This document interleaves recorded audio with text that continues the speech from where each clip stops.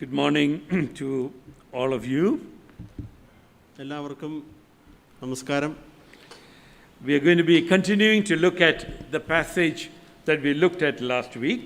കഴിഞ്ഞ ആഴ്ചയിൽ കണ്ട വചനഭാഗം നമ്മൾ തുടർന്നും ഇവിടെ നോക്കുന്നതാണ്. We were looking at Philippians chapter 3 last week. നമ്മൾ ഫിലിപ്പിയർ 3-ാം അധ്യായമായിരുന്നല്ലോ കഴിഞ്ഞ ആഴ്ചയിൽ ഇവിടെ വിഷയമാക്കിയത്. And we looked at one of the central parts of that passage where we looked at the desire in Paul's heart to know him and to make him, to know him in a deep way. ആ അധ്യായത്തിലെ വളരെ മർമ്മപ്രധാനമായ ഒരു വചനഭാഗമാണ് നമ്മൾ നോക്കി. അവിടെ പൗലോസ് അവൻ്റെ തീഷ്ണമായ ആ ആഗ്രഹം, ദൈവത്തെ അടുത്തറിയുവാനുള്ള ആഗ്രഹം പങ്കുവെക്കുന്ന ആ വചനഭാഗം. Okay, so as we look at this passage, you'll have remembered, those who attended the worship last Sunday, that there is a central part of the chapter which is actually talking about Paul's desire to know God in a deeper way. കഴിഞ്ഞ ആഴ്ചയിൽ ആരാധനയിൽ പങ്കെടുത്തവർക്ക് ഒരു പക്ഷേ ഓർമ്മ വരും. ഇവിടെ ഇതിൻ്റെ മർമ്മമായിട്ട് ഇവിടെ നമുക്ക് മനസ്സിലാക്കാവുന്നത് പൗലോസിൻ്റെ ആ തീഷ്ണമായ ആ ആഗ്രഹം, ദൈവത്തെ എത്രമാത്രം അടുത്തറിയാൻ പറ്റും അത്രമാത്രം അടുത്തറിയണമെന്നുള്ള ആ തീഷ്ണമായ ആഗ്രഹത്തെയാണ് ഇവിടെ എടുത്തു കാണിക്കുന്നത്. But today we are just going to look at that whole chapter once again, and I'm going to ask Anita, Sister Anita, to read that chapter, please. Chapter 3 of Philippians. നമ്മൾ ഇന്ന് അതൊന്നുകൂടി വീണ്ടും ആ അധ്യായം ഒന്നുകൂടി പഠിക്കുകയാണ്. അതിനായിട്ട് അനിത സിസ്റ്റർ ആ അധ്യായം 3 ഒന്ന് വായിക്കണമെന്ന് അഭ്യർത്ഥിക്കുന്നു. ഒടുവിൽ എൻ്റെ സഹോദരന്മാരെ, കർത്താവിൽ സന്തോഷിപ്പിൻ. അതേ കാര്യം നിങ്ങൾക്ക് പിന്നെയും എഴുതുന്നതിൽ എനിക്ക് മടുപ്പില്ല. നിങ്ങൾക്കത് ഉറപ്പുമാകുന്നു. നായ്ക്കളെ സൂക്ഷിപ്പിൻ, ആകാത്ത വേലക്കാരെ സൂക്ഷിപ്പിൻ, വിച്ഛേദനക്കാരെ സൂക്ഷിപ്പിൻ. നാമല്ലോ പരിച്ഛേദനക്കാർ, ദൈവത്തിൻ്റെ ആത്മാവ് കൊണ്ട് ആരാധിക്കുകയും ക്രിസ്തുയേശുവിൽ പ്രശംസിക്കുകയും ജഡത്തിൽ ആശ്രയിക്കാതിരിക്കുകയും ചെയ്യുന്ന നാം തന്നെ. പക്ഷേ എനിക്ക് ജഡത്തിലും ആശ്രയിപ്പാൻ വകയുണ്ട്. മറ്റാർക്കാനും ജഡത്തിൽ ആശ്രയിക്കാം എന്ന് തോന്നിയാൽ എനിക്ക് അധികം. 8-ാം നാളിൽ പരിച്ഛേദനയേറ്റവൻ, ഇസ്രായേൽ ജാതിക്കാരൻ, ബെന്യാമിൻ ഗോത്രക്കാരൻ, എബ്രായരിൽ നിന്ന് ജനിച്ച എബ്രായൻ, ന്യായപ്രമാണം സംബന്ധിച്ച് പരീശൻ, ശുഷ്കാന്തി സംബന്ധിച്ച് സഭയെ ഉപദ്രവിച്ചവൻ, ന്യായപ്രമാണത്തിലെ നീതി സംബന്ധിച്ച് അനിന്ദ്യൻ. എങ്കിലും എനിക്ക് ലാഭമായിരുന്നതൊക്കെയും ഞാൻ ക്രിസ്തു നിമിത്തം ഛേദമെന്നെണ്ണിയിരിക്കുന്നു.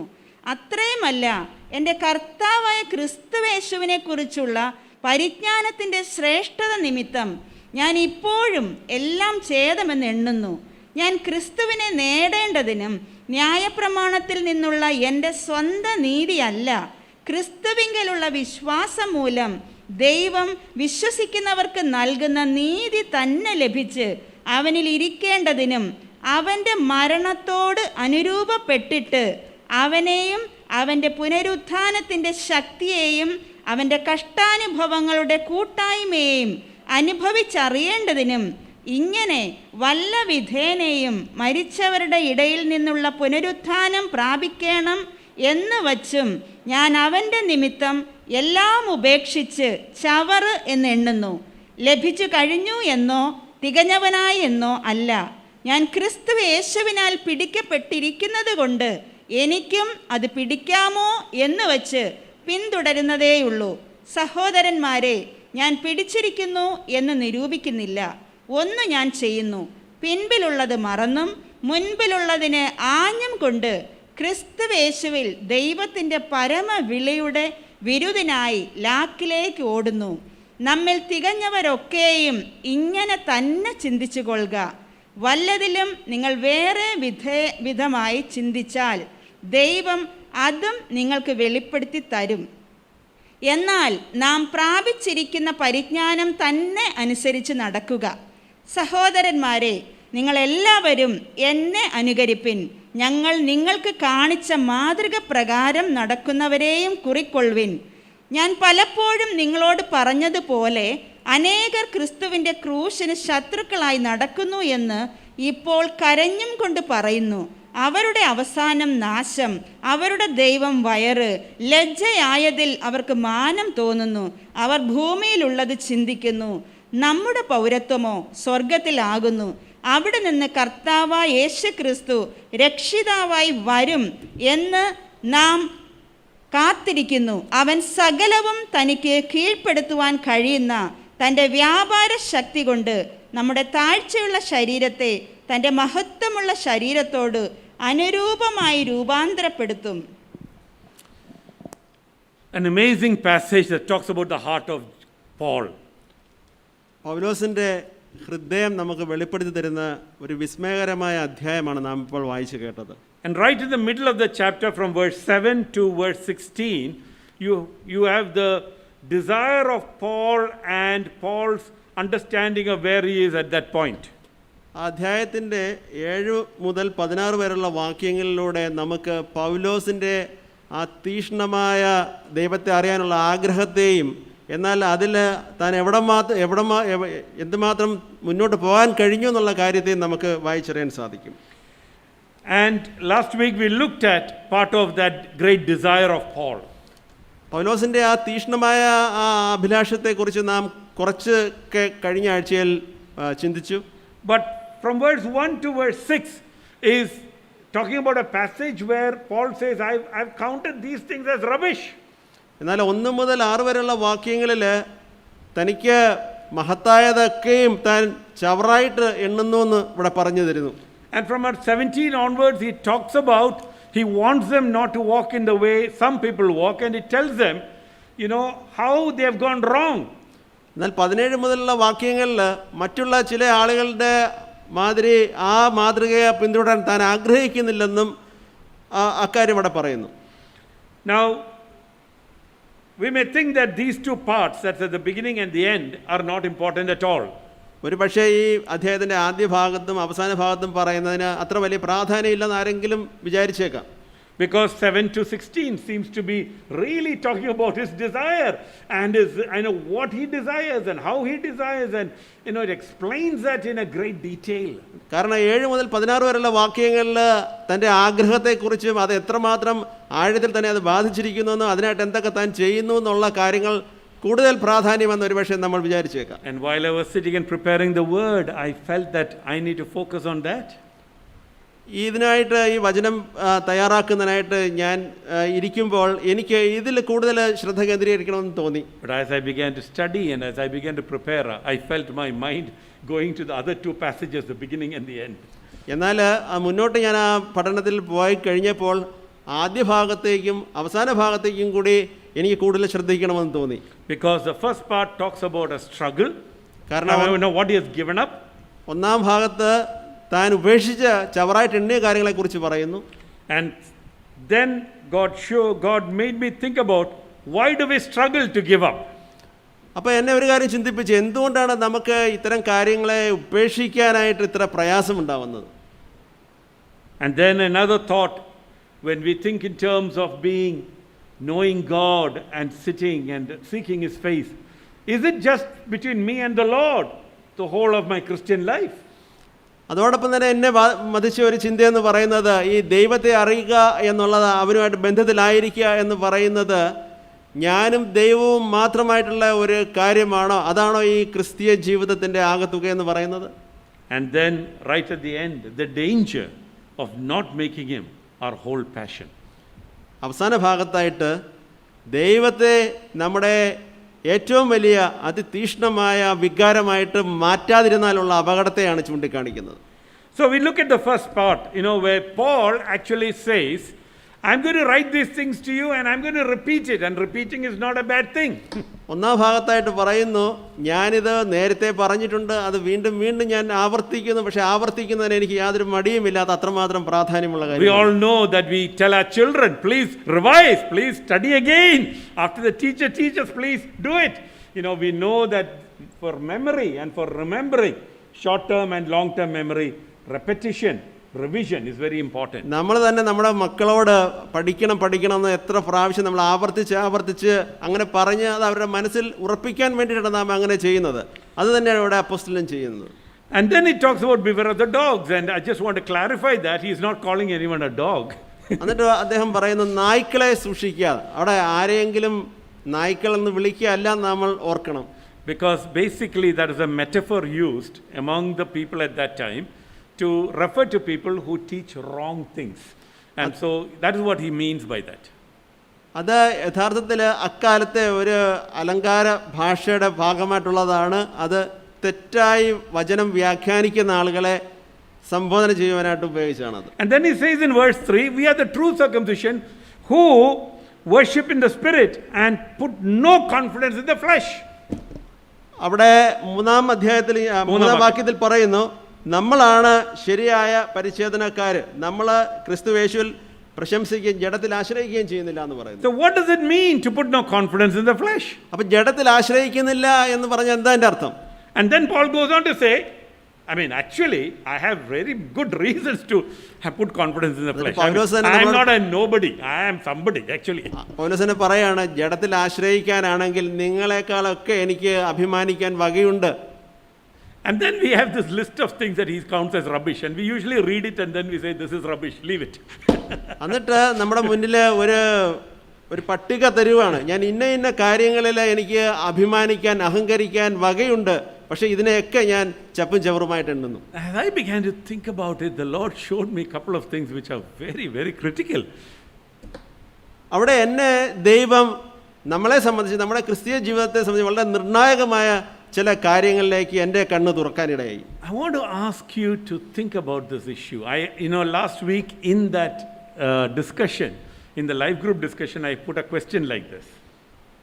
കഴിഞ്ഞ ആഴ്ചയിൽ നമ്മുടെ ലൈഫ് ഗ്രൂപ്പിൽ ഞാനൊരു ചോദ്യം നിങ്ങൾക്ക് ചർച്ചയ്ക്കായിട്ട് വെച്ചിട്ടുണ്ടായിരുന്നു. അത് നമ്മളിപ്പോൾ ഒന്നുകൂടി ചിന്തിക്കണം. I call attention to the question that said, what is the link between giving up things and wanting to know God? അവിടെ നമുക്ക് അഭിമാനകരമായ കാര്യങ്ങളെ ഉപേക്ഷിച്ചിട്ട്, നമ്മൾ ആഗ്രഹിച്ച കാര്യങ്ങളെ ചപ്പും ചവറുമായിട്ട് ഉപേക്ഷിച്ചിട്ട് ദൈവവുമായിട്ടുള്ള ബന്ധത്തിലേക്ക് വരിക എന്ന് പറയുന്നതിന് തമ്മിൽ കൂട്ടിയിണക്കുന്ന ആ കണ്ണി എന്താണ്? Let me put it very simply. I am not trying to explain it in detail. കുറച്ചുകൂടി ലളിതമായിട്ട് അത് പറഞ്ഞാൽ, if you are holding on to other things as your first love, you can never have Jesus as your passion. നമ്മുടെ ആദ്യ സ്നേഹമായിട്ട് ഈ ഭൗതിക കാര്യങ്ങളിൽ നാം ആണ് അതിന് സ്ഥാനം കൊടുക്കുന്നതെങ്കിൽ നിങ്ങൾക്ക് ഒരിക്കലും ദൈവത്തെ, യേശുവിനെ അറിയുവാനുള്ള ആ പരമമായ തീഷ്ണതയിലേക്ക് എത്തിച്ചേരുവാനാവുകയില്ല. You will understand this as we go on. ഇത് നമ്മൾ കൂടുതലായിട്ട് ഇവിടെ മുന്നോട്ടുള്ള ഭാഗങ്ങളിൽ വായിക്കുമ്പോൾ മനസ്സിലാവും. Now we're going to read this verse once again. Can you please read verse 5 and 6 again? 5-6 വാക്യങ്ങൾ നമുക്ക് ഒന്നുകൂടി വായിക്കാം. 8-ാം നാളിൽ പരിച്ഛേദന ഏറ്റവൻ, ഇസ്രായേൽ ജാതിക്കാരൻ, ബെന്യാമിൻ ഗോത്രക്കാരൻ, എബ്രായരിൽ നിന്ന് ജനിച്ച എബ്രായൻ, ന്യായപ്രമാണം സംബന്ധിച്ച് പരീശൻ, ശുഷ്കാന്തി സംബന്ധിച്ച് സഭയെ ഉപദ്രവിച്ചവൻ,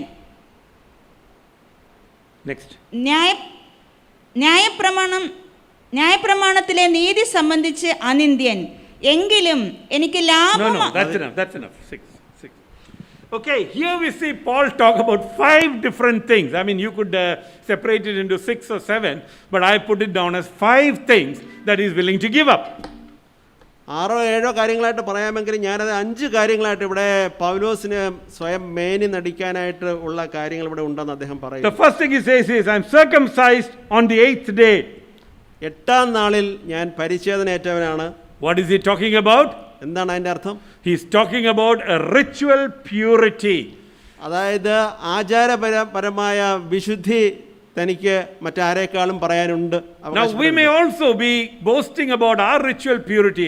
I mean, I follow the Lord, and we may spiritualize it and say, I've obeyed the Lord in everything. That other guy, he's not done it, but me, I do all the right things. Prayer meeting, life group, everything tick box. ഇതേപോലെ തന്നെ നമുക്കും നോക്കിയാൽ ഒരു പക്ഷേ അഭിമാനിക്കാനും അഹങ്കരിക്കാനായിട്ടും കാണും. ഞാൻ എല്ലാ സഭയുടേതായ എല്ലാ നിയമാവലികളും എല്ലാ നിയമങ്ങളും അനുസരിച്ച് മുന്നോട്ട് പോകുന്ന ആളാണ് എന്നൊരു പക്ഷേ ഒരു അഹങ്കാരം നമുക്ക് തോന്നിയേക്കാം. This is not bad. This is not bad. അതത്ര ചീത്തയായ ഒരു കാര്യമല്ല. See, many of the things Paul is leaving aside are not bad things. They are good things. അതൊക്കെ നല്ല കാര്യങ്ങളാണ് പൗലോസ് തള്ളി പറയുന്നതൊക്കെ. Then it says, of the tribe of Benjamin, a Hebrew of Hebrews. അതോടൊപ്പം പറയുന്നു ബെന്യാമിൻ ഗോത്രക്കാരൻ, എബ്രായരിൽ ജനിച്ച എബ്രായനാണ് താൻ എന്ന്. What is he talking about here? ഇവിടെ എന്താണ് പൗലോസ് നമ്മളെ വിളിച്ചു പറയുന്നത്? I am racially the best. തൻ്റെ പാരമ്പര്യത്തെക്കുറിച്ച് പറയുകയാണ്. താൻ ഏത് വർഗമാണ്, തൻ്റെ ഗോത്രം ഏതാണെന്നുള്ളതിൽ അഭിമാനം കൊള്ളാം. See, as Indians, we have a big problem with this. I am telling you. ഇത് സംബന്ധിച്ച് നമ്മൾ ഇന്ത്യക്കാർക്ക് തന്നെ ഈ ജാതി ഗോത്രം സംബന്ധിച്ച് ചില മുൻവിധികളുണ്ട്. We may say, no, we are all one in Christ. നമ്മളെല്ലാം യേശു ക്രിസ്തുവിൽ ഒന്നാണെന്ന് നമ്മൾ ഇപ്പോൾ പറഞ്ഞുകൊണ്ടിരിക്കും. But it comes up very often when we think of marriage. Our marriage and children's marriage. ഒരു വിവാഹ ബന്ധത്തിലേക്ക് നമ്മുടെ കുഞ്ഞുങ്ങളുടെ കാര്യം ആലോചിക്കുമ്പോൾ നമ്മൾ പല മാനദണ്ഡങ്ങളും നമ്മുടെ മുന്നിൽ വരും. You know that my son is expecting to get married by April. If the Lord doesn't tarry till then we would get him married on April 10th. ജോയലിൻ്റെ വിവാഹം ഏപ്രിൽ 10-ാം തീയതിക്ക് നിശ്ചയിച്ചിരിക്കുന്ന കാര്യം നിങ്ങൾക്ക് അറിയാമെന്ന് ഞാൻ കരുതുന്നു. I was actually talking to someone. ഞാൻ ഒരാളോട് കാര്യം പറയുമായിരുന്നു. And then the person asked, അദ്ദേഹം പെട്ടെന്ന് എന്നോട് ചോദിച്ചു, where is the girl from? ഈ പെൺകുട്ടി എവിടെ നിന്നാണ്, വധു എവിടെ നിന്നാണ്, എവിടെ ഉള്ളതാണ്? I said from Africa. ഞാൻ പറയും ആഫ്രിക്കയിൽ നിന്നാണെന്ന്. I said, joking. I said she's from Kerala, from this place. ഞാൻ തമാശ പറഞ്ഞാണ്, മലയാളി കുട്ടിയാണെന്ന് പറഞ്ഞു. The person said, Stotram, hallelujah. അത് കേട്ട ഉടനെ സ്തോത്രം എന്ന് അദ്ദേഹം പറഞ്ഞു. അതായിരുന്നു You പ്രത്യേകത. see, our reactions to things show the state of our heart in regards to what we think about other people. ഇത്തരം കാര്യങ്ങളിലുള്ള നമ്മുടെ പ്രതികരണങ്ങൾ നമ്മുടെ മനോഭാവത്തെയാണ് മറ്റുള്ളവർക്ക് മുമ്പിൽ വെളിപ്പെടുത്തുന്നത്. Why is someone from Karnataka or Andhra or Maharashtra or Uttar Pradesh different from us? എന്താണ് ഇപ്പോൾ ഒരു കർണാടകക്കാരനോ അല്ലെങ്കിൽ മഹാരാഷ്ട്രയോ യു പിയിലോ ഉള്ള ഒരാൾക്കുള്ള അയോഗ്യത എന്താണ് ഇവിടുന്ന് ഒരു വിവാഹം കഴിക്കുന്നതിൽ? In the Church of Jesus Christ, every wall has been broken, every division has been removed. യേശു ക്രിസ്തുവിൻ്റെ സഭയിൽ എല്ലാത്തരം മതിലുകളും എല്ലാത്തരം ഉച്ചനീചത്വങ്ങളും ഇല്ലാതാക്കിയിരിക്കുകയാണ്. And we need to be people who are willing to see the truth as a truth and beginning to see that, there is no division. Paul could boast, but he says, this is of no use. അതുകൊണ്ട് നമ്മൾ സത്യത്തെ സത്യമായി അംഗീകരിച്ചുകൊണ്ട് പോകുന്ന ഒരു ജനമായിട്ട് നമ്മൾ മാറണം. ഇവിടെ പൗലോസിനെ അഭിമാനിക്കാൻ മേനി നടിക്കാൻ ഒരുപാട് കാര്യങ്ങളുണ്ടെങ്കിലും അദ്ദേഹം അതിനെയൊക്കെയും ചപ്പും ചവറുമായിട്ട് കണക്കാക്കുകയാണ്. I'm not saying all of us should go get married to some other group or another tribe or anything. That's not what I'm saying. ഞാൻ ഈ പറഞ്ഞത് നിങ്ങളെല്ലാവരും പോയി ഈ പറഞ്ഞ മേഖലകളിലൊക്കെ പോയി തന്നെ വിവാഹം കഴിക്കുന്ന ഒരു നിർബന്ധം എനിക്കില്ല. But if you think that you are better in any way than others, God would question that. എന്നാൽ ഞാൻ മറ്റുള്ളവരെക്കാൾ കേമനാണ്, ഞങ്ങൾ മലയാളികൾ അല്ല നമ്മൾ കേമരാണ് എന്നൊരു ചിന്ത നമ്മെ ഭരിക്കാൻ വന്നാൽ അത് ദൈവം ഇഷ്ടപ്പെടുന്ന കാര്യമല്ല. He says, as to the law, a Pharisee. അവിടെ പൗലോസ് പറയുന്നു താൻ വിശ്വാസം സംബന്ധിച്ച് ഒരു പരീക്ഷനാണെന്ന് പറയുന്നു. ന്യായപ്രമാണം സംബന്ധിച്ച് ഒരു പരീക്ഷനാണെന്ന് പറയുന്നു. What does it mean? എന്താ അതിന്റെ അർത്ഥം? Legally, I am perfect, pure, I have obeyed every law. ന്യായപ്രമാണം അനുശാസിക്കുന്ന കാര്യങ്ങളൊക്കെയും പൂർത്തീകരിച്ച് പൂർണ്ണനായ ഒരുവനാണ് താനെന്നാണ് അതിന്റെ അർത്ഥം. As to zeal, a persecutor of the church. അത് തീഷ്ണത സംബന്ധിച്ചാണെങ്കിൽ ഞാൻ ഈ ക്രിസ്തീയ സഭയെ അത്രമാത്രം പീഡിപ്പിക്കുന്നതിൽ ആനന്ദം കണ്ട് അത്രമാത്രം തീഷ്ണതയോടെ ആ യഹൂദ വിശ്വാസത്തിൽ നിന്നാളാണ്. Some of us think that unless we exhibit a zeal, something is, there is something less for us. നമ്മുടെ ചില ആളുകളുടെ ഒരു വിചാരം ആ ഒരു തീഷ്ണത നമ്മൾ പൂർണ്ണമായിട്ട് പുറത്തെടുത്തില്ലെങ്കിൽ എന്തോ ഒരു കുറവുള്ളതുപോലെ ചിന്തിക്കാറ്. As to righteousness, perfect. അതേസമയം നീതി സംബന്ധിച്ചാണെന്നുണ്ടെങ്കിലോ ഞാൻ പൂർണ്ണനുമാണ്. Now, let me tell you, these are not things that are bad or terrible.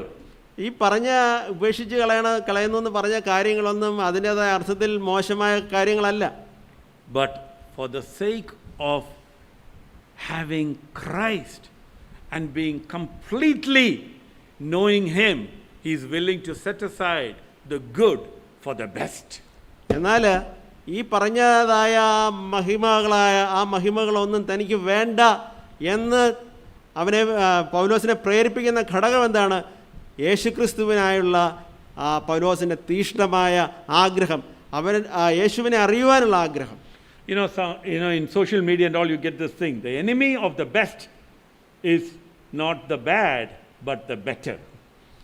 ഈ സോഷ്യൽ മീഡിയയിൽ നമ്മൾ ഫേസ്ബുക്കിലൊക്കെ നമ്മളിങ്ങനെ പലരും മെസ്സേജ് പങ്കുവെക്കുന്നതിനകത്ത് കാണുന്നതാണ്, ഏറ്റവും ഉത്തമനായ ആളിൻ്റെ ശത്രു എന്ന് പറയുന്നത് ഏറ്റവും മോശമായ ആളല്ല, മറിച്ച് അതിൻ്റെ തൊട്ട് താഴെ നിൽക്കുന്ന മധ്യമത്തിൽ നിൽക്കുന്ന ആളാണ് എന്നാണ് പറയുന്നത്. Not ആള്, but attitude. മനോഭാവം. Yeah. So I just want to say, God is not wanting you to be satisfied with the things of this world or the best the world can give. ഈ ലോകം നമുക്ക് നൽകാവുന്ന ഏറ്റവും മഹത്വമേറിയ കാര്യമോ അല്ലെങ്കിൽ മറ്റെന്തെങ്കിലും അതുപോലെ മഹത്വപ്പെട്ടതെന്ന് നാം വിചാരിക്കുന്നതോ കൊണ്ട് സംതൃപ്തരാകാനല്ല ദൈവം നമ്മളെക്കുറിച്ച് ആഗ്രഹിക്കുന്നത്. Because as far as the world is concerned, it may give you a lot of wonderful things, and these are not to be despised. They are good things sometimes. ലോകത്തെ സംബന്ധിച്ച് നമുക്ക് തരുവാനാണെന്നുണ്ടെങ്കിൽ ഒരുപാട് നല്ല മനോഹരമായ നമ്മളെ സുഖിപ്പിക്കുന്നതായ ഒരുപാട് കാര്യങ്ങൾ തരുവാനുണ്ട്. The world may say, you do this is a wonderful thing, this is the best thing that a young man can do, this is the best job that a person can get. ലോകം നമ്മളോട് ഒരു വിഷയം പറയും, ഒരു ചെറുപ്പക്കാരൻ എന്നുള്ള നിലയിൽ നിനക്ക് ഇത് ഏറ്റവും ബെസ്റ്റായിട്ടുള്ള ഏറ്റവും ഉത്തമമായ കാര്യമാണ്, അല്ലെങ്കിൽ നിനക്ക് ലഭിക്കാവുന്ന ഏറ്റവും നല്ല കാര്യം ഇതാണ് എന്ന് നമ്മളോട് പറഞ്ഞുകൊണ്ടിരിക്കും. But as a follower of Jesus, you need to evaluate and see what is it that God wants you to do. യേശുവിനെ അനുഗമിക്കുന്ന ഒരാളെന്നുള്ള നിലയിൽ യേശു എന്താണ് നിന്നെക്കുറിച്ച് പ്രതീക്ഷിക്കുന്നത്, എന്താണ് ആഗ്രഹിക്കുന്നതെന്ന് ഒന്ന് ചിന്തിക്കാൻ നാം ബാധ്യസ്ഥരാണ്. But here let's just consider something that's not in the written here, but we need to consider this. ഇവിടെ എഴുതപ്പെട്ടില്ലെങ്കിലും ഒരു കാര്യം ഞാൻ പറയട്ടെ, നമ്മളതൊന്ന് ശ്രദ്ധിക്കേണ്ട കാര്യമാണ്. Why is this struggle to count everything as rubbish? Why is it such a struggle? എന്തുകൊണ്ടാണ് ഇത്തരം കാര്യങ്ങളോട് നമുക്ക് നമ്മിൽ നിന്ന് അതിനെ എടുത്ത് മാറ്റുവാൻ, അതിൽ നിന്ന് പിന്മാറുവാനായിട്ട് നമ്മൾ ഇത്രമാത്രം പാടുപെടുന്നതിൻ്റെ കാര്യം എന്താണ്? Why do we struggle to set aside things? ഇത്തരം കാര്യങ്ങളിൽ നിന്ന് വിട്ട് ഒഴിയുവാനായിട്ട് നമ്മളെ തടസ്സപ്പെടും, നമുക്ക് വയ്യാത്ത കാരണം നമുക്ക് എന്തുകൊണ്ടത് പറ്റുന്നില്ല? Why do we struggle to count it as rubbish and leave it? എന്തുകൊണ്ട് ഇതിനെ ഒരു ചപ്പും ചവറുമായി കണക്കിട്ട് ഇതിനെ ഉപേക്ഷിച്ചും അതിൽ നിന്ന് മാറിപ്പോവാൻ നമുക്ക് സാധിക്കുന്നില്ല? Sometimes it is just a pressure of the world, because everyone wants you to be like them, and we also get to be like that. ഒരുപക്ഷേ ഈ ലോകം നമ്മളെ ഏൽപ്പിക്കുന്ന ഒരു സമ്മർദ്ദം കൊണ്ടായിരിക്കും എല്ലാവരും അങ്ങനെ പോകുന്നത്, അതുകൊണ്ട് അതുപോലെ ഞാനും പോകണം, ഞാനും മാറി നിൽക്കാൻ പാടില്ല, പിന്തള്ളിപ്പോവാൻ പാടില്ല എന്നുള്ള ചിന്തയായിരിക്കാം. I think yesterday it was in the prayer meeting, Brother Sunil or some other time he was telling, Israel wanted to be like the world, and so they wanted a king also. Having a king is not bad, but it's not God's will. It was not God's will for Israel. ഇന്നലെയാണെന്ന് തോന്നുന്നു brother Sunil പറഞ്ഞതുപോലെ Israel ജനത്തിന് ഒരു മറ്റ് അയൽ രാജ്യങ്ങൾക്കുള്ളതുപോലെ ഒരു രാജാവിനെ വേണമെന്ന് അവർ ശഠിച്ചു. And young people particularly are prone to this type of thing. Everyone else is doing it, why can't I do it? പ്രത്യേകിച്ച് നമ്മുടെ യുവതലമുറ ഈ ഒരു ചിന്തയ്ക്ക് അടിപ്പെട്ടുവാൻ സാധ്യതയുണ്ട്. എല്ലാവർക്കും ആകാമെങ്കിൽ പിന്നെ ഞങ്ങൾക്ക് എന്തുകൊണ്ട് ആയിക്കൂടാ എന്നവർ ചിന്തിക്കാം. I want to remind young people, you are not called to be like everyone else. You are called to be a follower of Jesus, a radical disciple of the Lord Jesus. അതുകൊണ്ട് ഞാൻ നമ്മുടെ യുവതലമുറയെ ഒന്നുകൂടി അവരോട് പറയുകയാണ്, മറ്റുള്ളവരെ പോലെ എല്ലാവരെയും പോലെ ആകുവാനല്ല നിങ്ങൾ വിളിക്കപ്പെട്ടിരിക്കുന്നത്, യേശുക്രിസ്തുവിനെ അനുഗമിക്കുന്നവരാകുവാനാണ്. God has had mercy on you to open your eyes to see what is eternal and what is the truth, and that particular revelation and that particular experience you've had makes it necessary for you to make the right choices to hold on to what God counts as worthy and what is good. ഞാൻ പ്രാർത്ഥിക്കുകയാണ്, ദൈവം നിങ്ങളുടെ കണ്ണുകൾ തുറന്ന് എന്താണ് ദൈവഹിതം, എന്താണ് എങ്ങനെയായിരിക്കണം ഒരു ശരിയായ ക്രിസ്തീയ ജീവിതം എന്നുള്ള ഒരു വെളിപ്പാട് നിങ്ങൾക്ക് ഏവർക്കും ഉണ്ടാകട്ടെ എന്ന് ഞാൻ പ്രത്യാശിക്കുകയാണ്. And so there, if you love the world, then there is a struggle to give up. It is difficult. അതുകൊണ്ട് നമ്മൾ ഈ ലോകത്തിൻ്റെ കാര്യങ്ങളെ സ്നേഹിച്ചു പോയാൽ, അധികം സ്നേഹിച്ചു കഴിഞ്ഞാൽ അതിൽ നിന്ന് വിട്ടൊഴിയുവാൻ, അതിൽ നിന്ന് വേർപിരിയുവാൻ നമുക്ക് വളരെ പ്രയാസമാണ്. And so there may be things that are actually legitimate, which actually takes away our our full effort and our energy and all of our life and time. ഒരുപക്ഷെ നമ്മുടെ ജീവിതത്തിൻ്റെ മുഴുവൻ സമയവും അപഹരിക്കുന്നതായ ശരിയായ കാര്യങ്ങൾ ഒരുപക്ഷെ നമ്മുടെ ജീവിതത്തിൽ ഉണ്ടായിരിക്കാം. And so that is actually a struggle to prioritize. You may be called to be a doctor or a teacher or agriculturalist or whatever, sportsman, but you give all your time to it and you are not willing to give the rightful place to God. That is a failure, the struggle to prioritize, the struggle to give God first place. എന്നാൽ അവിടെയാണ് നമുക്ക് മുൻഗണനയുടെ പ്രശ്നം വരുന്നത്. ഒരു പക്ഷേ നിങ്ങളൊരു തിരക്കുള്ള ഡോക്ടറായിരിക്കാം, അല്ലെങ്കിൽ ഒരു അധ്യാപകനായിരിക്കാം, അല്ലെങ്കിൽ ഒരു കർഷകനായിരിക്കാം. ഇതെല്ലാം തിരക്ക് പിടിച്ച രംഗങ്ങളാണ്.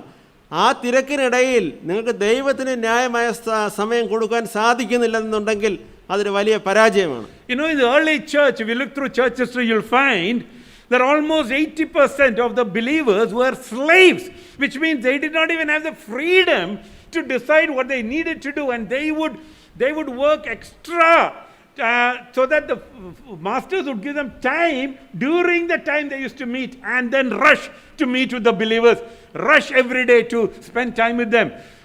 They were not even having the freedom to decide, and yet they prioritized the time they could to meet with the Lord. ആദിമസഭയുടെ ചരിത്രം പരിശോധിച്ചാൽ അവിടെയുള്ള വിശ്വാസികൾ ഒട്ടേറെ പേരും അടിമകളായിരുന്നു. ആ അടിമത്തത്തിൽ പെട്ടിരിക്കുന്നതുകൊണ്ട് തന്നെ അവർക്ക് പലതിനും സ്വാതന്ത്ര്യമില്ല. ആ സ്വാതന്ത്ര്യം ഇല്ലായ്മയ്ക്കിടയിലും അവരുടെ യജമാനന്മാരുടെ അനുവാദത്തോടു കൂടി അവരെ കൂട്ടായ്മയ്ക്കായിട്ട് സമയം കണ്ടെത്തുകയും ദൈവത്തിലേക്ക് കൂടുതൽ അടുക്കുവാനുള്ള സമയം അവരതിനായിട്ട് മുൻഗണന കൊടുക്കുകയും ചെയ്തിരുന്നതായിട്ട് നമുക്ക് കാണാൻ സാധിക്കും. Another thing is, sometimes we start doing things and we love, we slip into what is wrong and we get into loving sin and we get into doing things that are absolutely wrong. ചിലപ്പോൾ സംഭവിക്കുന്നത് എന്താണ്, നാം ചില കാര്യങ്ങളിൽ ഏർപ്പെട്ട് കഴിഞ്ഞാൽ അതിലേക്ക് കൂടുതൽ ആകൃഷ്ടരാകുകയും ആ തെറ്റിലേക്ക് നിന്നും വീണ്ടും തെറ്റിലേക്ക് പോവുകയും അതിന് നമുക്ക് യാതൊരു മനസ്താപവും ഇല്ലാതെ വണ്ണം നാം അതിൽ കൂടുതൽ ആമഗ്നരായി പോവുകയും സംഭവിക്കുന്നു. Some people are so addicted to things that comes through this, and with this thing being so private, people may not even realize that you are addicted to it. And there may be people sitting here who are addicted to wrong things through the media. ഇപ്പോൾ തന്നെ നമ്മിൽ പലർക്കും ഈ മൊബൈലിനോട് തന്നെ ഒരു ഭയങ്കരമായ ഒരു അടിമത്തത്തിലേക്ക് വന്ന അവസ്ഥ ഉണ്ടായിരിക്കാം. ഒരു പക്ഷേ മൊബൈലിലൂടെ വരുന്ന ചില കാര്യങ്ങളിലോടായിരിക്കും അടിമത്തം ഉണ്ടാവുന്നത്. അങ്ങനെ നമ്മുടെ ജീവിതത്തിൻ്റെ നല്ല സമയങ്ങളൊക്കെ അങ്ങനെ വ്യഥ ചെലവഴിച്ച് പോകുന്നതായിട്ട് കാണാം. About 15-20 years back, when we talked of addiction, we'd always think of alcohol, smoking or drugs. These are only the addictions we thought. ഒരു 10-20 വർഷം മുമ്പ് നമ്മൾ ഒരു അടിമത്തം, മാനസിക അടിമത്തത്തെക്കുറിച്ച് നമ്മൾ സംസാരിച്ചാൽ ഉടനെ നമ്മുടെ മുന്നിൽ വരുന്ന മദ്യപാനം അല്ലെങ്കിൽ ലഹരി, കഞ്ചാവ്, അതിനൊക്കെ അടിപ്പെട്ടു പോകാന്നുള്ളതായിരുന്നു. But now the enemy is using just about so many things people are being addicted to. എന്നാൽ ഇന്ന് അതൊക്കെ കഴിഞ്ഞിട്ട് മറ്റൊരുപാട് കാര്യം നമുക്ക് ചിന്തിക്കാനാവാത്ത പല കാര്യങ്ങളിലോടും അടിമത്തമുള്ളവരായിട്ട് നാം മാറിക്കൊണ്ടിരിക്കുകയാണ്. So there is a struggle to count everything as rubbish because we have given off our lives to these things, and these have become the center of our lives. അതുകൊണ്ട് പല കാര്യങ്ങളെയും നമ്മുടെ ജീവിതത്തിൻ്റെ കേന്ദ്രബിന്ദുവായി ഇരിക്കുകയും ദൈവത്തോട് അടുക്കുവാൻ തടസ്സമായിരിക്കുകയും പല കാര്യങ്ങളെയും ചപ്പും ചവറുമായിട്ട് എണ്ണുവാൻ നമുക്ക് സാധിക്കാത്തൊരവസ്ഥയാണ് ഇപ്പോൾ. And you may be coming to church, attending life group, coming to meetings, maybe even spending quiet time, and yet the majority of your time and your thinking is captured by other things which has become your first love. ഒരുപക്ഷെ നമ്മൾ സഭയുടെ എല്ലാ പരിപാടികൾക്കും പങ്കെടുക്കുന്നുണ്ട്, പ്രാർത്ഥനാ യോഗത്തിന് വരുന്നുണ്ട്, ആരാധനയ്ക്ക് വരുന്നുണ്ട്, സെൽ ഗ്രൂപ്പിൽ പങ്കെടുക്കുന്നുണ്ട്, നിങ്ങൾ ഒറ്റയ്ക്ക് ഇരുന്ന് പ്രാർത്ഥിക്കുന്നുണ്ട്, ധ്യാനിക്കുന്നുണ്ട്, ഇതൊക്കെ ചെയ്യുന്നുണ്ടാവാം. പക്ഷേ യഥാർത്ഥത്തിൽ ദൈവവുമായിട്ടുള്ള ശരിയായ ഒരു ബന്ധത്തിൽ പോകുവാൻ നമുക്ക് സാധിക്കുന്നുണ്ടോ നാം ഒന്ന് ശോധന ചെയ്യണം. And if that is so, then to desire him becomes difficult because you are desiring something else. Something else is your first love. അപ്പോൾ ദൈവത്തോടു കൂടി ആയിരിക്കാനായിട്ട്, അവൻ്റെ സന്നിധിയിലായിരിക്കുവാൻ, അവൻ്റെ സാന്നിധ്യം കൂടുതൽ തീക്ഷ്ണമായിട്ട് ആഗ്രഹിക്കുവാൻ നമുക്ക് പറ്റുന്നില്ലെങ്കിൽ ആ ആഗ്രഹം നാം കൊടുക്കുന്ന വേറെ മേഖലകൾ ഉണ്ടായിട്ടാണ്, വേറെ ചിലതിലേക്കാണ് നമ്മുടെ ആഗ്രഹം കിടക്കുന്നത്. There's another thing that I want to mention, and that is knowing God is not something just between you and God. When you begin to know God, then God begins to work in you to use your life to get in touch with other people and serve them. ഒരു കാര്യം പറയാതിരിക്കാൻ വയ്യ. ഇപ്പോൾ ദൈവത്തെ കൂടുതൽ അറിയുക, അവനുമായിട്ട് ബന്ധത്തിലായിരിക്കുക എന്ന് പറയുമ്പോൾ അത് നിങ്ങളും ദൈവവും മാത്രമായിട്ടുള്ള ഒരു കാര്യമല്ല. Why do I say this? എന്തുകൊണ്ടാണ് അത് പറയാൻ കാര്യം? Because there are a lot of people who have this view. I am very close to God. It's almost like I'm very close to God. It's only people that are a problem. ഇവിടെ പലരും കാണിക്കുന്ന ഒരു മനോഭാവം എന്ന് പറഞ്ഞാൽ ഞാൻ ദൈവവുമായിട്ട് വളരെ അടുപ്പത്തിലാണ്, സത്യത്തിൽ ഈ ആളുകളാണ് എനിക്കൊരു തടസ്സമായിട്ടുള്ളത് എന്നൊരു മനോഭാവം പുലർത്തുന്ന ആളുകളുണ്ട്. That is not biblical thinking. അത് ബൈബിൾ പരമായിട്ട് വളരെ തെറ്റായ ഒരു കാര്യമാണെന്ന് Because we പറഞ്ഞു. know Him, കാരണം നമുക്ക് അവനെ അറിയാമെങ്കിൽ then you will love Him. അങ്ങനെ ഉണ്ടെങ്കിൽ അവനെ നിങ്ങൾ സ്നേഹിക്കും. If you don't love Him, അവനെ നിങ്ങൾ സ്നേഹിക്കുന്നില്ലെങ്കിൽ then you don't know Him. നിങ്ങൾക്ക് അവനെ അറിയില്ല. Because our God is so wonderful that if you know Him, you will love Him. കാരണം നമ്മുടെ ദൈവത്തെ അറിയാൻ കഴിഞ്ഞാൽ നിങ്ങൾക്ക് ദൈവത്തെ സ്നേഹിക്കാതിരിക്കാൻ സാധിക്കില്ല. And let me tell you, if you love Him, അതുകൊണ്ട് ഞാൻ പറയട്ടെ, നിങ്ങൾ അവനെ സ്നേഹിക്കുന്നുണ്ടെങ്കിൽ you will serve Him. അവനെ നിങ്ങൾ സേവിക്കും. A mother, ഒരമ്മ doesn't look at the child and say, I love him so much, but I don't want to take care of him. എനിക്ക് ഈ കുഞ്ഞിനെ ഇഷ്ടമാണ്, പക്ഷേ എനിക്ക് ഇവനെ നോക്കാനൊന്നും എന്നെ കൊണ്ട് പറ്റത്തില്ല എന്ന് പറയുമോ? If a mother really loves her child, she will, parents, and but particularly mothers, they give selfless love. And every one of us have experienced the love of our mothers the way they have loved us. നമുക്കറിയാം, ഒരു അമ്മ കുഞ്ഞിനെ സ്നേഹിക്കുന്നുണ്ടെങ്കിൽ വളരെ വളരെ ത്യാഗപരമായിട്ടാണ് അവർ സ്നേഹിക്കുന്നത്. അവരുടെ എല്ലാ കാര്യങ്ങളും മാറ്റിവെച്ചുകൊണ്ട് ആ കുഞ്ഞിനെ മാത്രം ശ്രദ്ധിച്ച് അവനെ പോറ്റി വളർത്തുവാനായിട്ട് അമ്മ എല്ലാ സമയം നീക്കി വെക്കുന്നതായിട്ട് കാണാം. Between husband and wife, this is true. അതേപോലെ ഒരു ബന്ധം നമുക്ക് ഭാര്യ ഭർത്താക്കന്മാർ തമ്മിൽ കാണാമല്ലോ. You can't say I love my husband, but I don't want to do anything for him. ഞാൻ എൻ്റെ ഭർത്താവിനെ സ്നേഹിക്കുന്നുണ്ടെന്ന് കരുതി എനിക്ക് എല്ലാ കാര്യങ്ങളൊന്നും അങ്ങേർക്ക് വേണ്ടി ചെയ്തു കൊടുക്കാൻ പറ്റത്തില്ല എന്ന് ആരെങ്കിലും പറയും? No, that's not. You may say, but if you say that, then it's incongruent. It is contradictory. അവിടെ ഒരു ലോജിക്കിൽ അതിനകത്ത് ഒരു പരസ്പര ബന്ധമില്ലാത്ത ഒരു പറച്ചിലാണല്ലോ. But the greatest thing is, Jesus said, if you love me, you'll obey my commandments. പക്ഷേ യേശു പറഞ്ഞു, നിങ്ങൾ എന്നെ സ്നേഹിക്കുന്നുവെങ്കിൽ എൻ്റെ കൽപ്പനകൾ നിങ്ങൾ അനുസരിക്കുമെന്ന് പറഞ്ഞു. Do you love me? നിങ്ങൾ എന്നെ സ്നേഹിക്കുന്നുവോ? Feed my sheep, he told Peter. അങ്ങനെ ഉണ്ട്, എൻ്റെ ആടുകളെ പോറ്റുക എന്ന് പത്രോസിനോട് പറഞ്ഞു. You see, this cannot be you and God. The scriptures doesn't give a picture of you and God alone and others don't matter. That's not a biblical picture. സുവിശേഷത്തിൽ ഒരിക്കലും നമുക്ക് ഒരിടത്തും കാണാൻ സാധിക്കത്തില്ല നിങ്ങളും ദൈവവും മാത്രമായിട്ടുള്ളൊരു ബന്ധം. നമുക്ക് മറ്റുള്ളവരില്ലാതെ, സഹോദരങ്ങളില്ലാതെ ഒരു ദൈവബന്ധം നമുക്കില്ല. Because if you love God, then you will care for those who belong to God also. കാരണം നിങ്ങൾ ദൈവത്തെ സ്നേഹിക്കുന്നുവെങ്കിൽ ദൈവത്തിനുള്ളവയും നിങ്ങൾ സ്നേഹിക്കും. Now this is where sometimes I have a problem, and some of the other leaders also have a problem in people who say they love God, oh it is so wonderful, but they don't want to link with any of God's people. എന്നാൽ എനിക്ക് പലപ്പോഴും ബുദ്ധിമുട്ടുണ്ടാക്കുന്ന ഒരു കാര്യം ഇത് തന്നെയാണ്. പലപ്പോഴും പല ആളുകളും ഇങ്ങനെ ദൈവവുമായിട്ട് ഭയങ്കര ബന്ധമാണ്, ഞാൻ ദൈവത്തെ ഭയങ്കരമായിട്ട് സ്നേഹിക്കുന്നു എന്ന് പറയുന്നു, പക്ഷേ അവർക്ക് ഒരിക്കലും തങ്ങളുടെ സഹോദരങ്ങളോട് ആ ഒരു സ്നേഹബന്ധത്തിൽ പോകാൻ സാധിക്കുന്നില്ല. Oh God is so wonderful, but they can't put up with anyone else. ദൈവത്തിൻ്റെ കാര്യം പറയുമ്പോൾ അവർ ഭയങ്കര തീഷ്ണതയിൽ ദൈവം എത്ര വലിയവനാണ്, അത്ഭുതകരമാണ് അവൻ്റെ കാര്യങ്ങളെന്നൊക്കെ പറയുന്ന തൻ്റെ സഹോദരങ്ങളോട് അവർക്ക് യാതൊരു പാരസ്പര്യവും അടുപ്പവുമില്ല. And that is why when people have no incentive or no desire to meet with others or serve them, then the question arises in my mind, how is their relationship with God? അപ്പോൾ ചില ആളുകളെ കാണുമ്പോൾ അവർക്ക് മറ്റുള്ളവർക്ക് എന്തെങ്കിലും സേവനം ചെയ്യുന്നതിൽ അവരെ പരിഗണിക്കുന്നതിൽ ഒരു താല്പര്യവും കാണിക്കാതെ വരുമ്പോൾ എങ്ങനെയാണ് ഇവർക്ക് ദൈവവുമായിട്ടുള്ള ബന്ധമെന്ന് ഞാൻ അത്ഭുതപ്പെടാറുണ്ട്.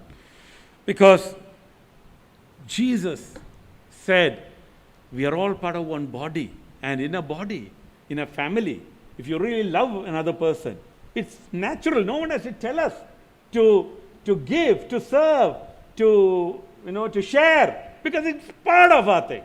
കാരണം നമ്മളെല്ലാം ഒരു ശരീരത്തിൻ്റെ അംഗങ്ങളാണ് എന്ന് പറയുമ്പോൾ ഒരു കുടുംബത്തിൻ്റെ അംഗങ്ങളാകുമ്പോൾ അവിടെ ആരെയും പഠിപ്പിച്ചു തരണ്ട. നീ അമ്മ മക്കളെ സ്നേഹിക്കുന്നതിനോ മക്കൾ സഹോദരങ്ങളെ സ്നേഹിക്കുന്നതിനോ ആരും പഠിപ്പിച്ചു കൊടുക്കേണ്ടതില്ലല്ലോ.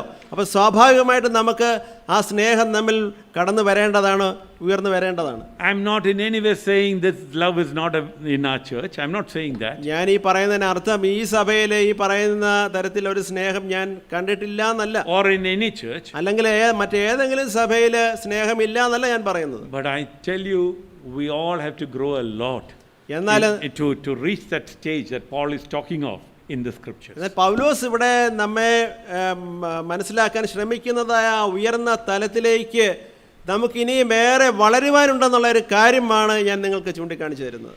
And then we come to the last part of the chapter. ആ അധ്യായത്തിന്റെ അവസാന ഭാഗം നമുക്കൊന്ന് നോക്കാം.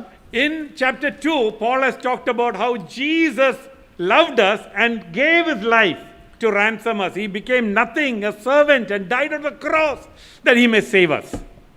രണ്ടാം അധ്യായത്തിൽ യേശു ക്രിസ്തു എങ്ങനെ തൻ്റെ സർവസ്വവും നൽകിക്കൊണ്ട് ത്യജിച്ചുകൊണ്ട് തൻ്റെ ജീവൻ നമുക്കായിട്ട് സമർപ്പിച്ചു എന്നുള്ള കാര്യം അവിടെ പറയുന്നു. And in verse 17 of the chapter, he talks about, I am also being poured out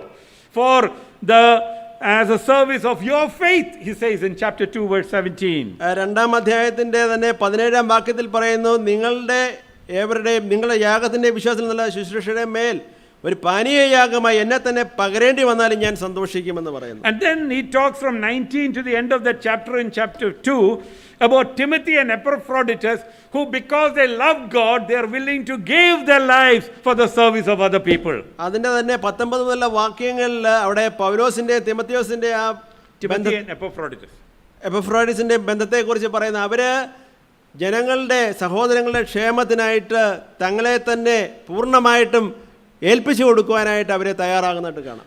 And then he talks about Paul talks about his desire. അത് കഴിഞ്ഞിട്ട് പൗലോസിന്റെ ആ അഭിലാഷം ഇവിടെ പങ്കുവയ്ക്കപ്പെടുന്നു. And then at the end he talks about people who are enemies of the cross. That's what he says, who are enemies of the cross, verse 18 chapter 3. മൂന്നാം അധ്യായത്തിന്റെ 18-ാം വാക്യത്തിൽ ക്രൂശിന് ശത്രുക്കളായവരായിരിക്കുന്നതിനെ കുറിച്ച് പറയുന്നു. And then he gives us some description about that. അതിന്റെ ഒരു വിവരണമാണ് പിന്നീട് നമുക്ക് ലഭിക്കുന്നത്. He says 2 or 3 things. 2-3 കാര്യങ്ങൾ അവിടെ എടുത്തു പറയുന്നു. Whose end is destruction. ഇങ്ങനെയുള്ള ആളുകളുടെ അന്ത്യം എന്ന് പറയുന്നത് 19-ാം വാക്യത്തിൽ പറയുന്നു, അവരുടെ അന്ത്യം നാശമാകുന്നു എന്ന് പറയുന്നു. You see, so if you have not made Jesus your passion, the end is destruction. യേശുവിനെ നിങ്ങളുടെ ജീവിതത്തിൻ്റെ ഒരു ലഹരിയായിട്ട് നിങ്ങൾക്ക് മാറ്റാൻ സാധിക്കുന്നില്ലെങ്കിൽ നിങ്ങൾ നാശത്തിലേക്കാണ് പോകുന്നത്. Why? എന്തുകൊണ്ട്? You'll see it as you progress. അത് നമുക്ക് മുന്നോട്ട് കാണാൻ സാധിക്കും. Whose God is their appetite. കാരണം അവരുടെ ദൈവം എന്ന് പറയുന്നത് അവരുടെ വയറാണ്, ഉദരനിമിത്തമാണ് അവർ. The word in Malayalam is looked at only one appetite, which is hunger. But in the original Greek, the word appetite means anything in basically desire for food or other sensual gratification. Anything that gratifies you selfishly, all of that is appetite. ഇവിടെ ഈ മലയാളം ബൈബിളിൽ വയറെന്ന് പറയുന്നുണ്ടെങ്കിലും അവിടെ എല്ലാത്തരം ആസക്തികളും അവിടെ അതിൽ പെടുന്നു. എല്ലാ ഇന്ദ്രിയ സുഖങ്ങളെ നിവർത്തിക്കാനുള്ള ആ ആസക്തി, അതാണ് അവരുടെ ദൈവം. It can be an appetite for money. ചിലർക്ക് പണം ഉണ്ടാക്കാനുള്ള ആസക്തി ആയിരിക്കും. It can be an appetite for status. അല്ലെങ്കിൽ പദവിയോടുള്ള ആസക്തി ആയിരിക്കാം. It can be an appetite for acceptability and fame in society. അല്ലെങ്കിൽ പ്രശസ്തിക്കും മറ്റുള്ളവരുടെ മേൽ പെരുമയ്ക്കുമുള്ള ആസക്തി ആയിരിക്കാം. So this has become their God. കാരണം ആ ആസക്തികളാണ് ഇപ്പോൾ അവരുടെ ദൈവം. I've heard very often, when people talk about, their children doing something, immediately the parents say, what will people say? ഞാൻ പലപ്പോഴും കേൾക്കാറുണ്ട്, തങ്ങളുടെ മക്കള് എന്തെങ്കിലും ചെയ്യുന്നത്, അയ്യോ ആളുകൾ ഇത് കേട്ട് എന്ത് പറയും എന്നാണ് അവർ ചോദിക്കുന്നത്. They are not saying what will God say, what will people say. എന്ത് ദൈവം ഇതിനെ എങ്ങനെ കാണുമെന്നല്ല അവർക്ക് അവരുടെ ഉള്ളിലെ ചിന്ത, അയ്യോ മറ്റുള്ളവരെന്ത് കരുതും. Finished. എല്ലാം തൊലഞ്ഞു. What will people say? മറ്റുള്ളവർ എന്ത് വിചാരിക്കും? You see, and we are so caught up with this whole thing of these appetites, these other desires capturing our lives, and we are living for that. അങ്ങനെ ഇത്തരം ആസക്തികൾ നമ്മളെ ആകമാനം ബാധിച്ച് നമ്മളുടെ ജീവിതം ഇപ്പോൾ ആ ആസക്തികളുടെ പൂർത്തീകരണമായിട്ട് മാറുകയാണ്. And then Paul says, whose glory is a shame. കാരണം എന്നിട്ട് പൗലോസ് പറയാണ്, ഈ മഹത്വം എന്ന് പറയുന്നത് എനിക്ക് ലജ്ജയാണെന്ന് പറയുന്നു. Why their glory, their shame? എന്താണ് അവർ ഈ മഹത്വം എന്ന് എണ്ണുന്നത് അവർക്ക് ലജ്ജയായി മാറുന്നതിന്റെ കാരണം എന്താണ്? Because in the eternal destiny, eternal perspective of things, when we stand before God, maybe you will remember, maybe some of us will realize that we spend 60, 70, 80 years for things that are going to be burnt up within a minute and nothing remains. What a shameful thing that Nala, we were Ningala- enslaved to temporal destructive things. നിങ്ങളെന്നാൽ ആ ദിനത്തിൽ ദൈവം മുമ്പാകെ നിങ്ങൾ കണക്ക് കൊടുക്കേണ്ടതായിട്ട് നിൽക്കുന്ന സാഹചര്യത്തിൽ ഒരു പക്ഷേ നിങ്ങൾക്ക് വളരെയേറെ ഖേദിക്കേണ്ടി വരും. എൻ്റെ ആയുസ്സിൻ്റെ അല്ലെ 60 അല്ലെ 70 അല്ലെ 80 വർഷത്തോളം ഞാൻ എവിടെയാണ് അത് മുഴുവൻ ചിലവഴിച്ചത്, എന്ത് ആഗ്രഹ പൂർത്തീകരണത്തിനാണ് ഞാനത് വിനിയോഗിച്ചതെന്ന് ഓർത്ത് ഒരുപക്ഷെ നിങ്ങൾ പശ്ചാത്തപിച്ചേക്കാം. Oh, may we grow to give our lives to eternal things of eternal significance. അതുകൊണ്ട് നിത്യതയ്ക്ക് ആവശ്യമുള്ള കാര്യങ്ങളിലേക്ക്, അവിടെ പ്രാധാന്യമുള്ള, അവിടെ കണക്ക് എടുക്കുന്ന കാര്യങ്ങളിലേക്ക് നാം ഏവരും കൂടുതൽ ശ്രദ്ധ കേന്ദ്രീകരിക്കട്ടെ ഞാൻ പ്രാർത്ഥിക്കുകയാണ്. I'm not saying everyone should go into full-time Christian work. Don't think that. ഇതിൻ്റെയൊക്കെ അർത്ഥം എല്ലാവരും നാളെ തൊട്ട് ഫുൾ ടൈം ശുശ്രൂഷ സുവിശേഷത്തിലേക്ക് വേലയിലേക്ക് ഇറങ്ങണമെന്നല്ല. Because nothing is intrinsically good or bad unless these are things that lead you to sin. Nothing is intrinsically bad. God will ask you to get involved in various things. നിങ്ങൾ പാപത്തിലേക്ക് നിങ്ങൾ പോയി വീഴുന്നില്ലെങ്കിൽ ഒന്നും തന്നെ തെറ്റല്ല. You see, the next message I'll be dealing with that as you begin to meet with God, God may actually ask you to get involved in so many things because that is who our God is. കാരണം ഇനി വരുന്ന ദിവസങ്ങളിൽ ഞാൻ കൂടുതൽ പറയുന്നതാണ്. കാരണം നാം ദൈവവുമായിട്ട് കൂടുതലായിട്ട് അടുത്ത് കഴിയുമ്പോൾ ദൈവം നമ്മളെ ഒരുപാട് കാര്യങ്ങളിലേക്ക് നിയോഗിക്കും. I want to remind you of the testimonies of great men and women of God who have become medical doctors in the mission fields in India with sometimes they don't even get their own salary, but they are there because they want to serve the Lord. The Lord has called them and that is why they are there. എനിക്ക് ഇപ്പോൾ നിങ്ങളെ ഓർമ്മിപ്പിക്കാനുള്ളത് ഒരുപാട് ദേവദാസന്മാരും ദാസികളും അവരെ വലിയ ഡോക്ടർമാരാണ്, വലിയ യോഗ്യത ഉള്ളവരായിട്ടും അവരെ ഈ ഭാരതത്തിൻ്റെ പല പുരോഗമനം ഇല്ലാത്ത പല സ്ഥലത്തും പോയി ഒരുപാട് കഷ്ടതയിൽ ശമ്പളം പോലും കിട്ടാതെ ആ ദൈവവേലയ്ക്കായിട്ട് സമർപ്പിത ജീവിതം നയിക്കുന്നതായിട്ട് നാം കാണുന്നു. Some others have been called by God to go into cities and earn good money, and because the Lord has called them to be in that place. അതേസമയം മറ്റു ചിലരെ ദൈവം അയക്കുന്നത് വലിയ പരിഷ്കൃതമായ പട്ടണങ്ങളിലേക്കാണ്. അവിടെ അവർക്ക് നല്ല പ്രതിഫലം ലഭിക്കുന്നുണ്ട്. അവിടെയാണ് ദൈവം അവരെ സങ്കല്പിച്ചിരിക്കുന്നത്. When we look at these two type of doctors, one may be in a very poor situation, one may be in a very well-to-do, but as long as they are in the place God wants them to be, then that they are building on things that God wants, and that is eternal consequence. നിങ്ങൾ ഇവരെ രണ്ടുപേരെയും കാണുന്നു. ഒരു doctor ഇതുപോലെ ഒരു കുഗ്രാമത്തിൽ ശമ്പളം പോലും ഇല്ലാതെ കഷ്ടപ്പെടുന്നത് നാം കാണുന്നു. മറ്റൊരാൾ ഒരു പട്ടണത്തിൽ ഒരു മികച്ച ശമ്പളത്തിൽ ജോലി ചെയ്യുന്നു എന്ന് കാണുമ്പോൾ അവിടെ നാം ഒന്നും അവിടെ സംശയിക്കേണ്ടതില്ല. അവർ രണ്ടുപേരും ദൈവഹിതപ്രകാരമാണ് ആ ഇടങ്ങളിലായിരിക്കുന്നതെങ്കിൽ അവർ അവിടെ ദൈവസഭയുടെ കെട്ടുപണിയാണ് നിർവഹിച്ചുകൊണ്ടിരിക്കുന്നത്. But there can also be a medical doctor who has become a doctor just for the sake of money and for the comfort it brings him. അതേസമയം ഈ വ്യക്തികൾക്ക് വേണമായിരുന്നെങ്കിൽ ഈ പണവും സുഖസൗകര്യങ്ങളും കൊണ്ട് തരുന്നതായ വെറും ഒരു ഡോക്ടറായിട്ടും ജീവിതം നയിക്കാമായിരുന്നു. With no consideration for the will of God and what God is telling them, just living because medical profession can give them a lot of comfort and money, just living for the comfort and money and status. അങ്ങനെയുള്ളവരുടെ മുന്നിൽ ദൈവം എന്താണ് അവരെ സംബന്ധിച്ച് ആഗ്രഹിക്കുന്നതെന്നുള്ള ഒരു ചിന്തയോ ഒന്നും അവരെ ഭരിക്കാതെ കൂടുതൽ പണം, കൂടുതൽ സുഖം, കൂടുതൽ സുഖകരമായ ജീവിതം മാത്രമായിരിക്കും അവരുടെ ലക്ഷ്യം. Now this can be transposed to any vocation, any job. The example I gave. ഇവിടെ ഞാനൊരു ഡോക്ടറുടെ കാര്യം പറഞ്ഞു എന്ന് കരുതി ഇത് നമുക്ക് എല്ലാ തൊഴിൽ രംഗത്തുള്ളവരെയും ഈ ഭാഗത്ത് നമുക്ക് സങ്കല്പിക്കാം. You can be a teacher because God has asked you to be a teacher. You can be a teacher for your own selfish reasons. നിങ്ങൾക്ക് ഒരു പക്ഷേ ഒരു അധ്യാപകനാകാം നിങ്ങളുടെ തന്നെ ആ സ്വാർത്ഥമായ താല്പര്യങ്ങൾ സംരക്ഷിക്കുന്നതിന്, അതല്ലെങ്കിൽ ദൈവം ഏൽപ്പിച്ചതായ കാര്യങ്ങൾ പൂർത്തീകരിക്കുന്നതിന് നിങ്ങൾക്ക് ഒരു അധ്യാപകനായിട്ട് തുടരാം. You can be a nurse because you have committed your life to the Lord and the Lord has led you in that, or you can be a nurse just for the sake of what the world gives you. ഒരു പക്ഷേ ദൈവത്തിന് സമർപ്പിച്ചതായ ഒരു നേഴ്സായിട്ട് നിങ്ങൾക്ക് വേണമെങ്കിൽ ഒരു ജീവിതം നയിക്കാം, അല്ലെങ്കിൽ ലോകം തരുന്നതായ സുഖ സൗകര്യങ്ങൾ നേടുന്നതിനായിട്ടും ഒരു നേഴ്സായിട്ട് നിങ്ങൾക്ക് ജീവിക്കാം. You can be a pastor because God called you to the post, or you can be a pastor just because you thought that's a very good position for people to honor you all the time. ഇക്കാര്യത്തിൽ ഒരു pastor ആയാലും പാസ്റ്റർക്കും വേണമെന്നുണ്ടെങ്കിൽ അങ്ങനെ ഈ രണ്ട് തരത്തിലും പ്രവർത്തിക്കാൻ സാധ്യതകളുണ്ട്. ഒന്നുകിൽ ദൈവം പറഞ്ഞത് പ്രകാരം ഒരു ജീവിതം നയിക്കാം, അതല്ലെങ്കിൽ മറ്റുള്ളവരുടെ ഇടയിൽ അവരുടെ ബഹുമാനവും അവരുടെ ഇടയിൽ പേരും പെരുമയും സമ്പാദിക്കുന്നതിനും വേണ്ടി ജീവിക്കാൻ സാധിക്കും. I just want you to turn, please look at this verse, all of you. Hebrews chapter 13, verse 7. നിങ്ങളെല്ലാവരും എബ്രായരുടെ 13-ാം അധ്യായത്തിൻ്റെ 7-ാം വാക്യം കൂടി ഒന്ന് നോക്കണമെന്ന് ഞാൻ അപേക്ഷിക്കുകയാണ്. This gives a very good principle that you need to know when you're thinking in terms of the type of lifestyle you need to follow, and particularly looking at other people. ഇവിടെ നമുക്ക് മുന്നിൽ ഇവിടെ എങ്ങനെയാണ് നാം ജീവിതം നയിക്കേണ്ടതെന്നുള്ള ഒരു തത്വം തന്നെ ഇവിടെ നമുക്ക് ഇവിടെ പൗലോസ് അപ്പോസ്തലൻ ഇവിടെ എബ്രായ ലേഖന കർത്താവ് നമുക്ക് തരികയാണ്.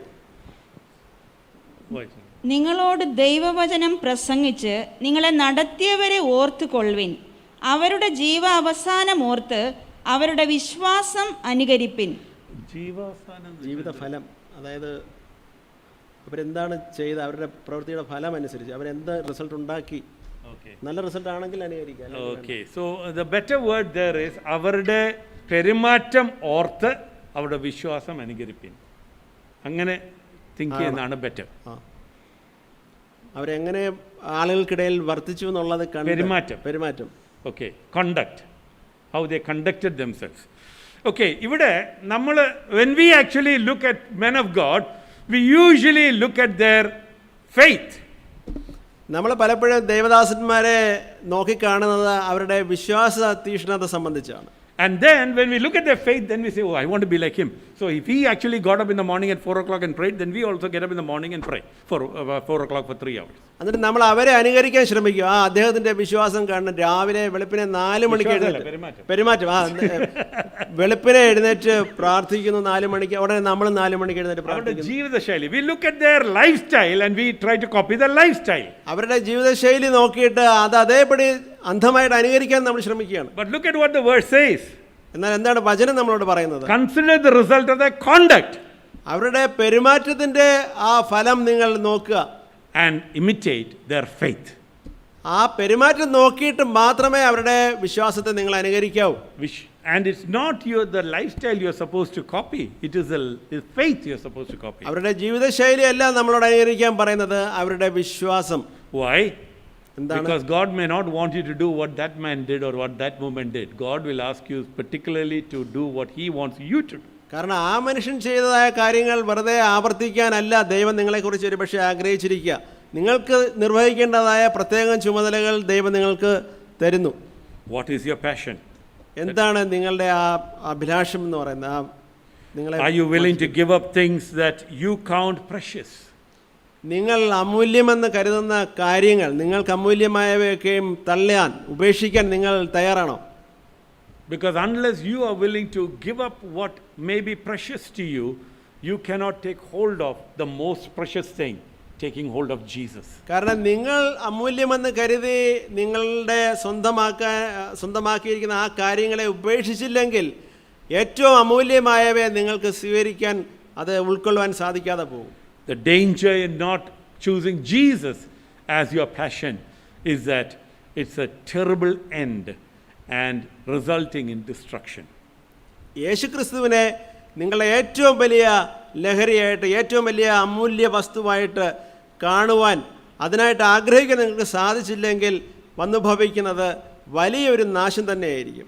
Sometimes you have to make certain sacrifices.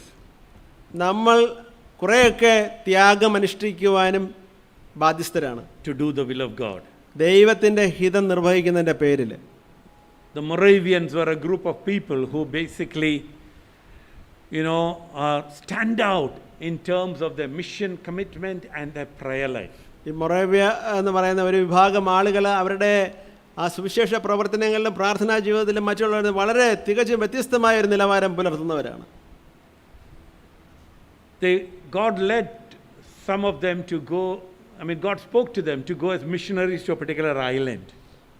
ഒരു ദ്വീപിലേക്ക് മിഷണറിമാരായിട്ട് പോകുവാൻ ചിലരോട് ദൈവം സംസാരിച്ചു. But that island was being governed by the colonial powers. എന്നാൽ ഈ കൊളോണിയൽ ഈ പോർച്ചുഗീസുകാരാൽ ഭരിക്കപ്പെടുന്ന ഒരു തുരുത്തായിരുന്നു, ഐലൻഡായിരുന്നു, ബ്രിട്ടീഷുകാരായിരുന്നു. And only slaves are allowed, those who are not locals. അവിടുത്തുകാരല്ലാതെ പിന്നെ അടിമകളെ മാത്രമേ അവിടെ അനുവദിച്ചിട്ടുണ്ടായിരുന്നുള്ളൂ. If you were told that, what would you do? അങ്ങനെയുള്ളൊരു സ്ഥലത്തേക്ക് നിങ്ങളോട് പോകാൻ പറഞ്ഞാൽ നിങ്ങൾ എന്ത് തീരുമാനമാണ് എടുക്കുന്നത്? You know what these people did? ഇവരെന്താ ചെയ്തതെന്നറിയാമോ? They went to the local slave market അവർ നേരെ അവിടുത്തെയുള്ള അടിമ ചന്തയിലേക്ക് കടന്നു ചെന്നിട്ട് and they sold themselves as slaves to people from that island, merchants from that island. ആ ദ്വീപിൽ നിന്നുള്ള അടിമ വ്യാപാരികൾക്ക് അവരെ തന്നെ അടിമകളായിട്ട് അവർ വിൽക്കുകയാണ്. And they went as slaves to preach the gospel to that island. These were the first Moravian missionaries. അങ്ങനെ അവരാ മിഷണറിമാരായിട്ട് അടിമകളുടെ രീതിയിലേക്ക് അവിടെ ആ ദ്വീപ് സമൂഹത്തിലേക്ക് കടന്നു ചെന്നു. അതായിരുന്നു മൊറേവിയരുടെ ഇടയിൽ നിന്നുള്ള ആദ്യ മിഷണറിമാർ. Sold out for God. അവരവിടെ ദൈവത്തിന് വേണ്ടി സ്വയം വിൽപ്പന ചരക്കാകുന്ന ഒരു വലിയ ത്യാഗം, Wanting to do His will. ദൈവഹിതം മാത്രം നിർവഹിക്കുക എന്നുള്ള ഒരൊറ്റ താല്പര്യമേ അവർക്കുണ്ടായിരുന്നു. Willing to sacrifice all their freedom and every right they had. നമ്മുടെ ഏറ്റവും വിലപ്പെട്ട നാം കരുതുന്ന ആ സ്വാതന്ത്ര്യത്തെ പോലും ആ തൃണവൽഗണിച്ചുകൊണ്ട് അവര് എല്ലാം ഉപേക്ഷിച്ച് വിട്ടെറിഞ്ഞ് അവർ ദൈവത്തിനായിട്ട് സ്വയം ഏൽപ്പിച്ചു. That they may know Christ and be part of His suffering to take the gospel to other people. കാരണം അങ്ങനെ യേശുവിനെ അവരറിഞ്ഞു, ആ അറിവ് മറ്റുള്ളവർക്ക് കൊടുത്ത് ആ സുവിശേഷം മറ്റുള്ളവരിലേക്ക് എത്തിക്കുവാനുള്ള ഒരു ഒറ്റ തീഷ്ണത കൊണ്ട് മാത്രമാണ് ആ തീരുമാനം അവരെടുത്തത്. We will be looking next week into more of this. ഇതിലേക്ക് നമ്മൾ കൂടുതലായിട്ട് ആഴത്തിൽ നമ്മൾ അടുത്ത ആഴ്ചയിൽ ചിന്തിക്കുന്നതായിരിക്കും. But I pray that God would give. Can we take a minute quietly? നമുക്ക് ഒരു മിനിറ്റ് ഒന്ന് നിശബ്ദമായിട്ടിരുന്ന് ഒന്ന് ധ്യാനിക്കാം. Am I willing to lay down all I count as precious at the feet of the cross? ഞാൻ ഏറ്റവും അമൂല്യമെന്ന് കരുതുന്നതൊക്കെയും അവൻ്റെ ക്രൂശിൻ്റെ ചുവട്ടിൽ ഏൽപ്പിച്ചു കൊടുക്കാൻ ഞാൻ തയ്യാറാണോ? I may be struggling with certain things, but I want to, can I say, Lord, I just want to let go of these things. ചില കാര്യങ്ങളിൽ ഞാൻ പെട്ടുപോയിരിക്കുകയാണ്, അതിനെ ഉപേക്ഷിക്കാൻ എനിക്ക് സാധിക്കുന്നില്ല. എന്നാൽ കർത്താവേ, ഇതെല്ലാം വിട്ടെറിയുവാൻ എന്നെ സഹായിക്കണമേ. Because I count you as more precious than anything I have. കാരണം എനിക്കുള്ള മറ്റേതിനേക്കാളും അങ്ങേ ഞാൻ അമൂല്യമായിട്ട് കാണുന്നു. Take a minute to talk to God and ask Him for help. ഒരു മിനിറ്റ് എടുത്ത് നമുക്ക് ദൈവത്തോട് സഹായം ചോദിക്കാം ഇക്കാര്യത്തിൽ.